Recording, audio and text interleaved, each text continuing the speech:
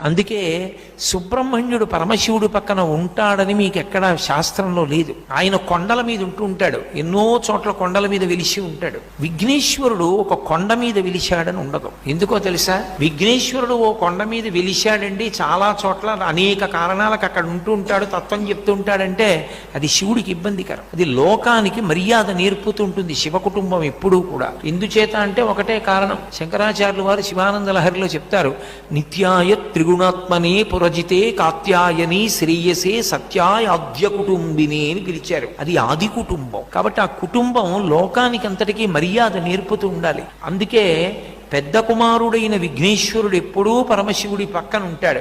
మహాజ్ఞాని అయినటువంటి సుబ్రహ్మణ్యుడు ఆయనకి ఇక్కడే ఉండాలనే ఉండదు, అంతటా తల్లిదండ్రుల్ని చూడగలడు. అందుకే ఆయన లోకానుగ్రహం చెయ్యడం కోసమని వివిధ పర్వత శిఖరముల మీద వెలిసి ఉంటాడు.